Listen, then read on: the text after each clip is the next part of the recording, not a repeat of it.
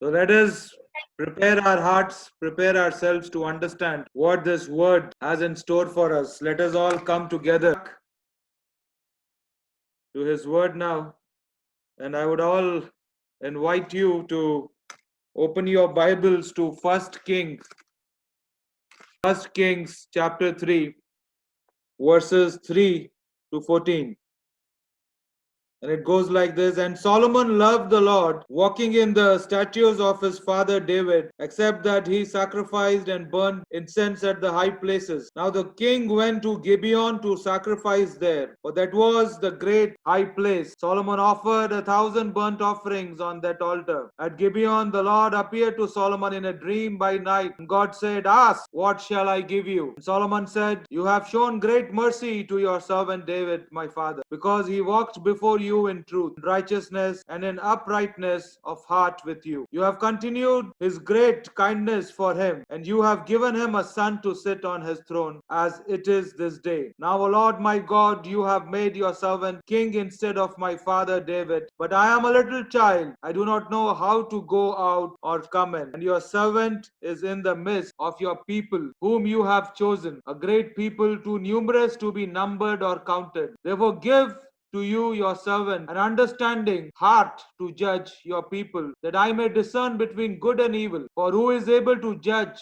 this great people of yours? And the speech pleased the Lord that Solomon had asked this thing. And God said to him, Because you have asked this thing, you have not asked long life for yourself, nor have asked riches for yourself, nor have asked the life of your enemy, but have asked for yourself understanding to discern justice. Behold, I have done according to your word. See, I have given you a wise and understanding heart, so that there has not been anyone like you before you, nor shall any like you arise after you. And I have also given you what you have not asked, both riches and honor, so that there shall not be anyone like you among the kings all your days. So if you walk in my ways to keep my statutes and my commandment, as your father David walked, then I will lengthen your days. God bless the reading of his word. Let us all bow down our head and surrender ourselves to him, that he should preach and teach us this afternoon, that this word of God should speak to our lives, that we should understand that what should we ask God when we come to his grace, when we come to his presence, that what should be our heart desire, that when we come in his presence praying to him. So let us all bow down in his presence, that the Holy Spirit should preach and teach unto us this afternoon. Holy, holy, holy God, Father gracious, we thank you so much for your blessings, your love, O Master. We thank you for your continual protection. We thank you, Lord, for taking care of us. We thank you, O Lord, for granting us thy favors which we do not deserve, O Master. Every blessed day is a blessing from thee, O Lord. And today, as we have gathered together, O Lord, to understand thy word, O Father, fill us with thy Holy Spirit, O Father, that the Spirit, O Lord, should touch our hearts, our minds, our thoughts, O Lord, and should speak into our lives, O Father, that we should live a life as per thy will, O Master. Speak up unto us, O Father, as your servants are listening, O Lord. Lead us not into temptation, but deliver us from evil, O Father.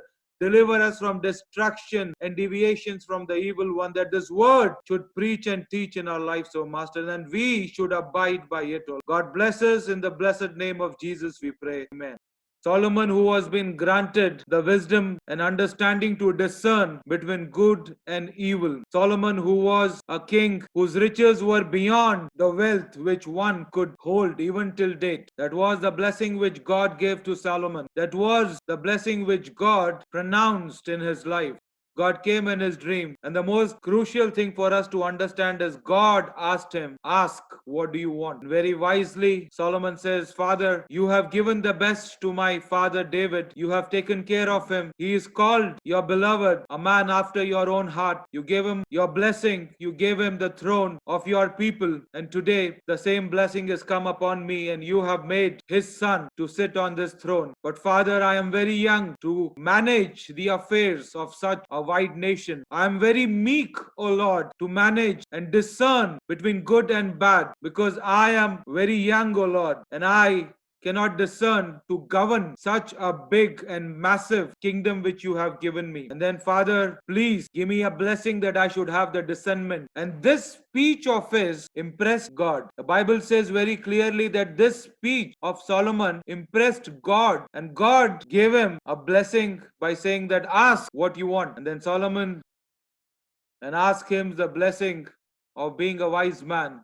And he says that I'm so proud and pleased because you have not asked for a long life. You have not asked for riches and wealth. You have not asked for victory over your enemies, but you have asked a spirit of discernment. You have asked me wisdom. You have asked me understanding. And aside that, he gives him a bonus that I will also bless you with the riches of this world. I also bless you with the best of what a king can get, and no king thereafter you will have such a blessing. So today, my family, the Spirit of God is speaking into our life that when we come in communion with Him, when we come to His altar, as we read in John chapter 14, verse 13, that whatever you ask in my name, this I will do, that the Father may be glorified in the Son. But now, the biggest question which has arisen this evening, this afternoon, this morning, that what should we ask God? What should we ask to get a blessing which stays in our life for generations to generations? What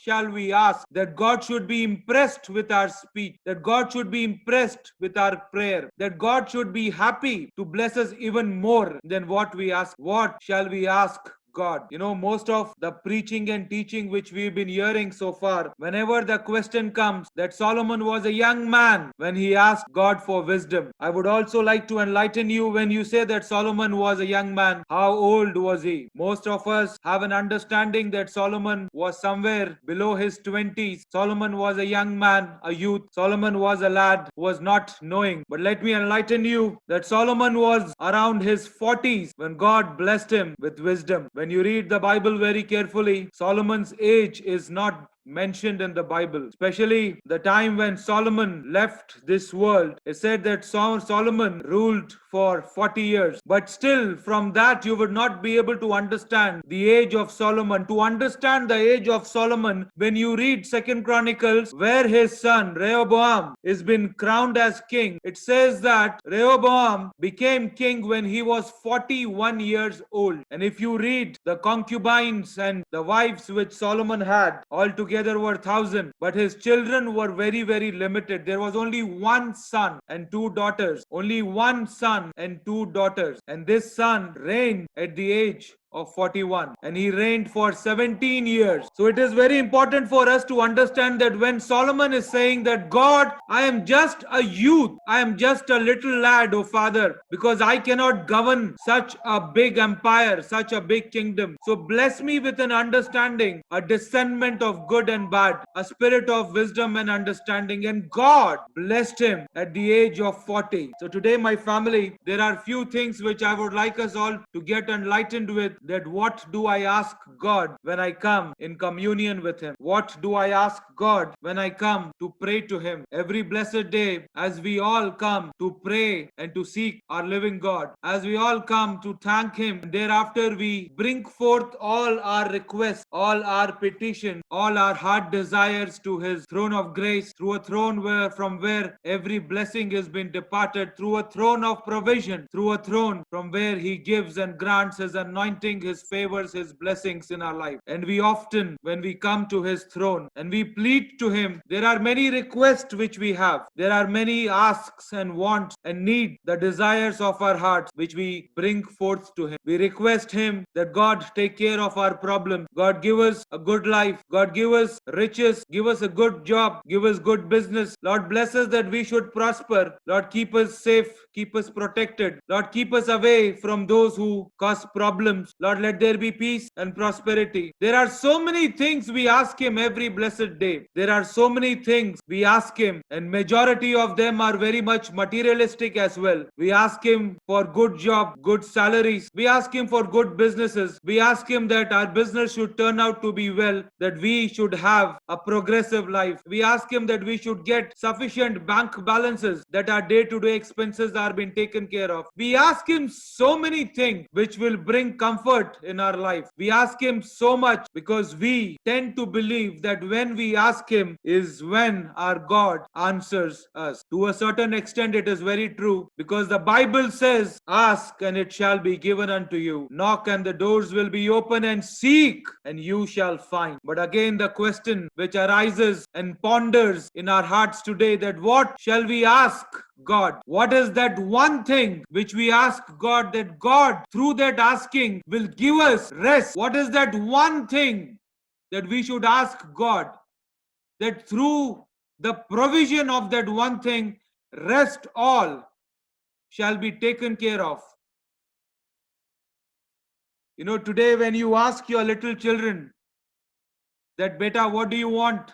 Ask, and your father or your mother will give to you. They will come up with such things and such wonderful things, that they want chocolates, they want clothes, they want shoes, they want good schools. I mean, school, I don't think they would ask, but they would want so many things from us because we are their provider. In the similar way, when we go to God, we ask so many things. We ask for good car, we ask for good house, we ask for good food, we ask for good bed, we ask for so many things. But did we ever understand that can we ask that one thing to Him which can take care of all? If God will come to you in your dreams and ask you that, my son, ask what you have to ask, I am sure very few of us will ask Him that one thing which will take care of rest of all our life, that one thing which will take care of rest of everything. Just focus and concentrate that Solomon did not ask wisdom for himself. He said, Father, what you have given to me to take care of what you have given, I require that wisdom. To take care of what you have given, I require that understanding. To take care of your children, of your family, of your blessing, I require the discernment of wisdom and understanding. Father, the blessing which you have given, I require additional blessing to that. Solomon was very wise. When his father gave him a blessing to become a king, he says, my son, I know you are wise and you will be able to take care. So already a blessing of wisdom was in his mind, but he was very smart enough to ask God that, God, the blessing which you have given, add on to it that I should be able to manage your affairs, your blessings, your people, your children, your kingdom, your chosen one. And look at the smartness of Solomon, that when he asked that, God, I don't want anything for myself. I do not want a long life. I do not want the riches of this world. I do not want the life of my enemies. I do not want those which generally the king will ask for themselves. But the blessing which you have given me, and you have made me to sit on that throne, to manage the affairs of that throne, I want a blessing, Lord. And that very speech God was pleased with. Today, my family, in James chapter 1, verses 1 to 5, it says that if you lack wisdom, he should ask God, who gives generously to all without finding fault, and it will be given to him. The word of God says to us this evening is, ask what is more prominent in your life, that he should give you with what will be able to manage and take care of all your needs, of all your wants, and God should be pleased with what you ask. Do not come to him. Ecclesiastes, if you read in Ecclesiastes, Solomon is writing that when you come into the presence of God, do not blabber. Do not just blabber around and ask him that, God, I want this. God, I want that. God, I want you to do this. God, I want you to do that. Because the word of God says, seek ye first the kingdom of God, and rest all shall be added unto you. The word of God says, the Bible says, you who are the evil one, but yet you give good gifts to your children, then I who am holy, I who have created you, I who have blessed you, I who have formed you, I who have sent you, how better can I give to you than those sparrows who are moving around in the fields, who do not even sow and reap, but I provide them with their daily needs. So ask the right thing, that because of that right asking, God should give you a blessing which you should be able to take care of every need of yours. As we move on to the next important thing is, be careful in what you ask. Be very careful in what you ask. बचपन से हमने ये ये कहानी बड़ी सुनी हुई है, and we all know it, the Midas touch. There was a king who was living in a land of prosperity, but he wanted to grow more. He wanted more. So one day God asked him that ask and it shall be given to you. And he says, God, I want you to do something good for me. I want you to bless me that whatever I touch should turn into gold. Whatever I touch should become gold, because that way I will have the best of the riches of this world. Because wherever I go, whatever I touch, it will turn to gold. God says, granted is been given to you. And this man was very happy. He was moving around, touching the post and the pillars, the seat of his throne. He was so happy and glad that everything was turning to gold. There was glitter and shimmering in his eyes, and he could not believe that God has given him something which is the most impossible thing, that whatever he touches is turning into gold. Like a crazy man, he was moving around everywhere, touching the walls, touching the carpet, touching the pillars, touching everything which came across his way. And he was screaming with joy and laughing around to glory and say, wow, God, I have received the most wonderful gift which a man could receive in his whole life, touching things to gold. Now, as he was hungry, he ordered for the best of the banquet. He said, let chickens be laid, let lambs be slaughtered, that I may enjoy a feast like no king has enjoyed before. He ordered the best of the table. He invited all his nobles. He invited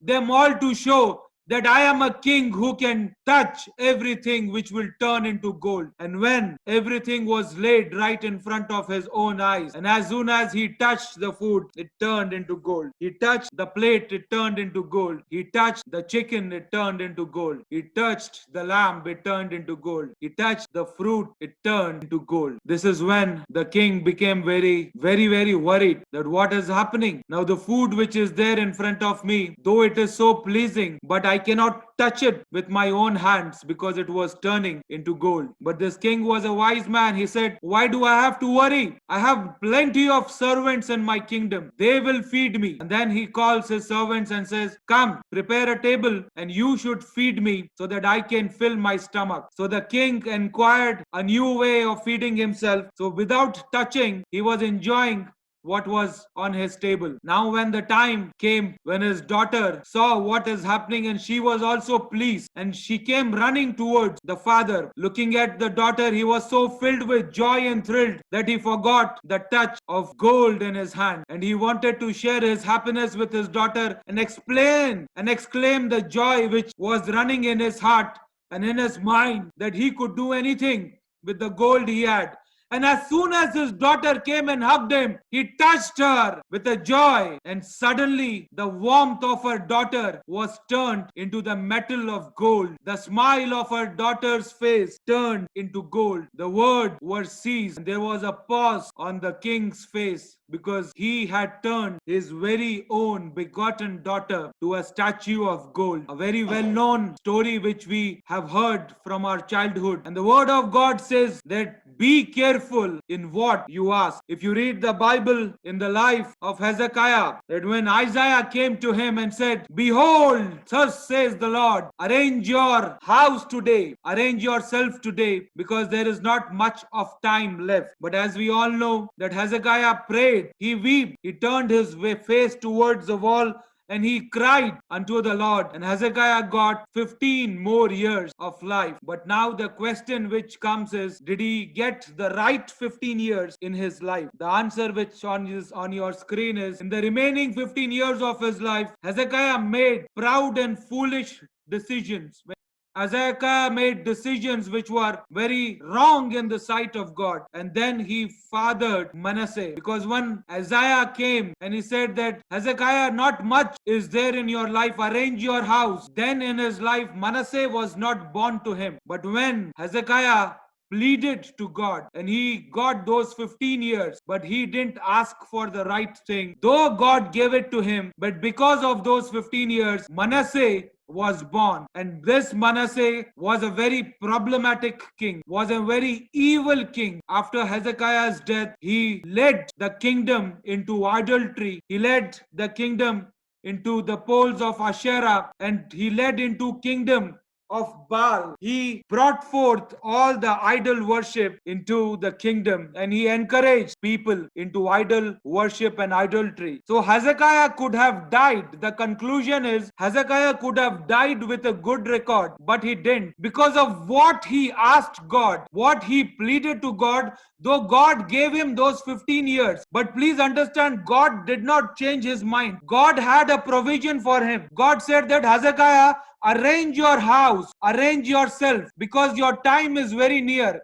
If Hezekiah would have listened to God and not asked for those 15 years, Manasseh would not have born. Hezekiah would not have brought forth those Babylonians into the kingdom and showed his treasures to him. And later on, the kingdom was being invaded by the Babylonians. So it is very important, my family, that we should ask God for the right thing. Do not ask him for those which can later on bring trouble in our life. Do not ask him for those gifts which can bring trouble in our life. Do not ask him for those things which can create problem to us. Do not ask him for those which will lead us into problematic situation. Lastly, the third most important point for us to understand is use your ask wisely. हम कितने ही बार खुदा के पास जाते हैं, खुदा से प्रार्थना करते हैं, खुदा से विनती करते हैं कि God, I have come to you, crying to you, O Father, please bless me, O Lord, bless me that I may be an instrument used to glorify your kingdom, O Lord. और जब खुदा हमारी दुआ सुनता है, जब खुदा हमारी प्रार्थना सुनता है और हमें bless करता है, when he answers us, another very important question for us to understand is, when God answers us, do we use that gift in a wise way? Do we use that blessing in a wise way? Do we use that provision of his in a wise way? Do we use that blessing of his in a wise way? A very important question for us to understand. Did Solomon use his wisdom wisely? Did Solomon use his wisdom wisely? अगर आप first Kings पढ़ेंगे, the very first words में आप ये पढ़ेंगे chapter 3 में कि Solomon married Feroz daughter. Solomon married Feroz daughter. And after he married Pharaoh's daughter,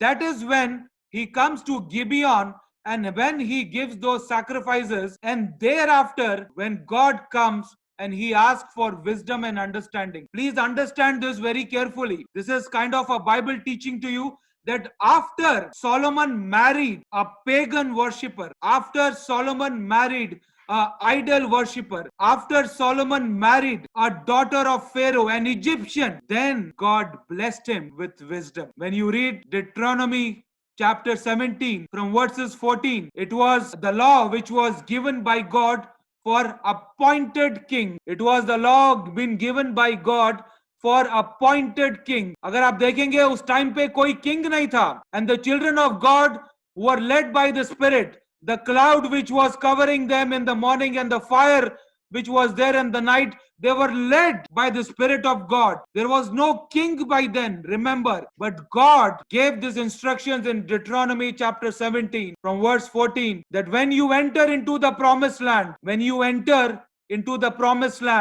appoint kings for you, that even before the children of God entered into the promised land, God made them aware that when you enter into the promised land, you will ask me of a king. And when you ask of a king, these are the things which you have to follow. Especially a king cannot be someone from a foreign land.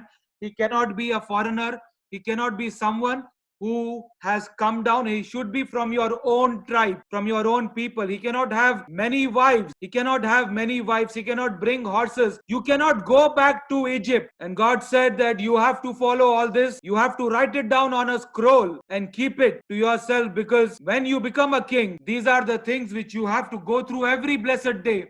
That your heart should not be proud, and you should not be away from my statutes, from my doctrine, and you should write it down right in front of a Levitical high priest, that you should abide by these instructions. So my family, the first very thing which we see in chapter 3, 1 Kings, is Solomon married the daughter of Pharaoh. Solomon married an Egyptian. So the very covenant which God didn't want, because Solomon को खुदा ने wisdom दिया था, not only for the people of Israel, but it was specifically for Solomon himself. The wisdom which God gave to Solomon was specifically for him to understand that what he is doing is wrong. Solomon very cleverly, he says to God that, God, I am asking you this wisdom so that I can take care of your people. I am asking you this wisdom so that I can manage the day-to-day affairs in your kingdom, that I should have an understanding and knowledge.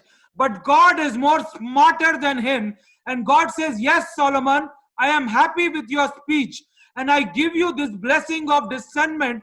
I give you wisdom and understanding. But the motive behind this blessing was not to bring forth the kingdom through his wisdom, but give wisdom to Solomon himself, that Solomon should understand that what he is doing is wrong in the sight of God. Solomon, even before asking wisdom, he married an Egyptian woman. Solomon brought chariots from Egypt, which God was against. Solomon had so many wives, 700 and 300 concubines. And here when we read Deuteronomy chapter 17, it says, you cannot have many wives. You should be faithful to your wife. But Solomon had 700 wives. God was very, very clear in making me understand that if you have many wives, they will deviate your heart from me. If you have many wives, your heart will be away from me. So all the instructions were given in the book of the law, but Solomon did not keep them. अगर आप देखेंगे 700 wives, but Solomon had only one son and two daughters. And the biggest thing about that son is, अगर आप रेहोबाम के बारे में अगर पढ़ेंगे, रेहोबाम was also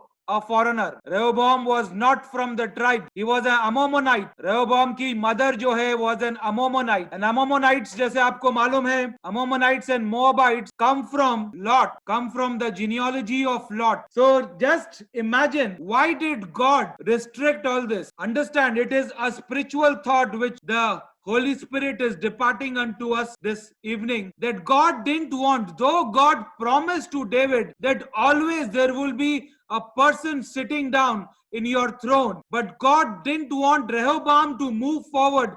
That is why the kingdom was divided. 10 was given to Jeroboam, whom God had chosen, and 2 came to Rehoboam just because of the promise which God had given to David. But the majority of those tribes, those 10 tribes, was given to Jeroboam, who was the rightful heir, because he came from the rightful tribe. अगर हम देखेंगे, David was from the tribe of Judah, but Rehoboam was not from the same tribe. Rehoboam की जो mother है, she was an Ammonite. These are some of the things which was not pleasing in the sight of God. When the question comes to you that did Solomon use his wisdom wisely? Yes, in the initial days, no, in the later days. Today, the question which comes to all of us is, when God blesses us with wisdom, when God blesses us with a gift, are we wise enough to use it in the right way? Sometimes we do not understand and we misuse that gift. Sometimes we do not understand and we misuse the provision of God. We think that God has blessed us with so many things, but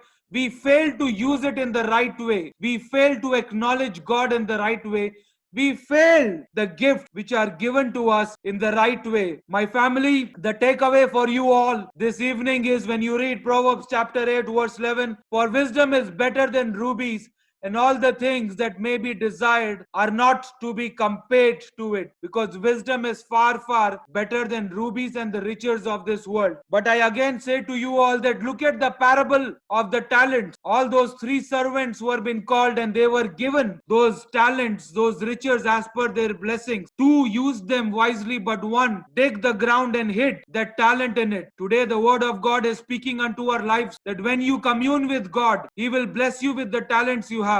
He will bless you with the things you have. But ask rightfully that what should be asked in His presence. Don't come in His presence and start blabbering with things which are not rightful. Because seek ye first the kingdom of God, and rest all shall be added unto you.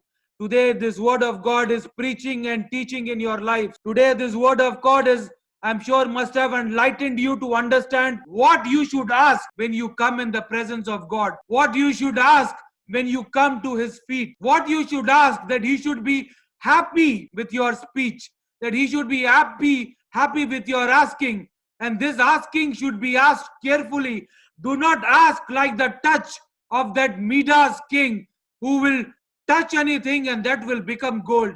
Do not ask for those materialistic things which are not, which will not bring in good fruits. Do not ask, because end of the day they are all vanity and they will end up in vain. Ask for the right thing and be careful, because once God grants and gives you with that gift, you should use it rightly for the glorification of God. God bless you. God keep you. May his face shine upon you. May he always enlighten you by his word, and may his blood always lead you towards his direction. Amen to him.